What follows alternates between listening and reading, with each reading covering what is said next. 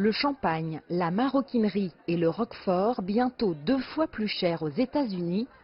En tout cas, le risque est bien réel, alors que les États-Unis ont menacé de surtaxer 2,4 milliards de dollars de produits français si la France ne renonce pas à sa taxe sur les multinationales du numérique, la fameuse taxe GAFA.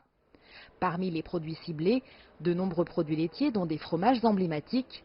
Un enjeu majeur pour la filière laitière, pour laquelle les exportations vers les États-Unis représentent un courant d'activité d'à peu près 180 millions d'euros par an.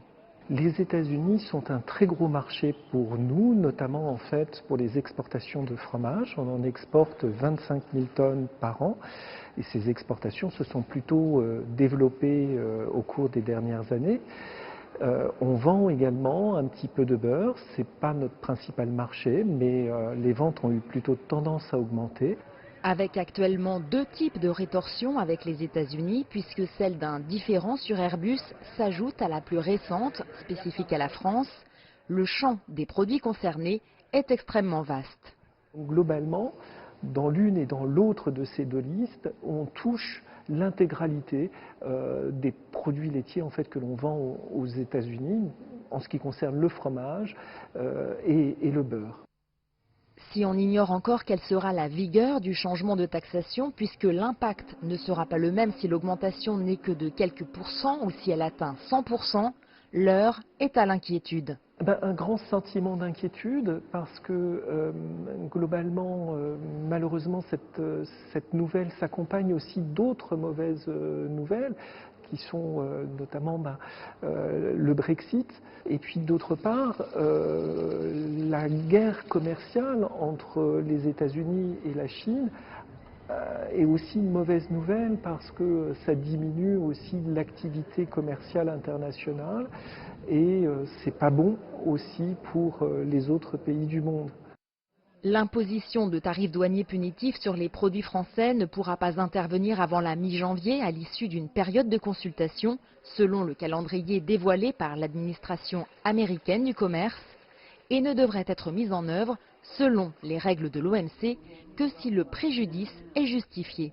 Quand on commence à utiliser les droits de douane, d'abord c'est purement protectionniste, c'est clairement protectionniste, mais on ne peut pas utiliser le droit de douane dans le cadre des accords internationaux si on ne justifie pas d'un préjudice et d'un préjudice irrégulier, c'est-à-dire d'une discrimination.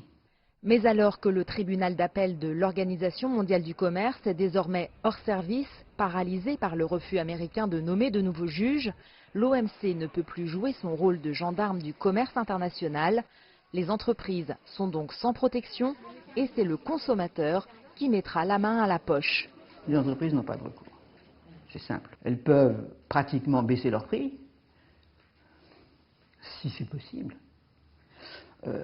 Mais en dehors de ça, ou faire une énorme campagne de publicité pour que les consommateurs continuent à acheter leurs produits malgré l'augmentation des taxes. Mais en fait, dans tout ça, c'est toujours le consommateur qui paie. C'est-à-dire que soit il doit renoncer à ses achats, soit il paie plus cher. Cette imposition de tarifs douaniers ne pourra entrer en vigueur qu'à partir de la mi-janvier, après une période de consultation et avec l'aval du président américain Donald Trump. Quoi qu'il en soit, cette nouvelle offensive protectionniste américaine risque d'intensifier les frictions entre l'Europe et les États-Unis, mettant un peu plus à mal un système multilatéral déjà largement fragilisé. Jade Charles, CGTN, Paris.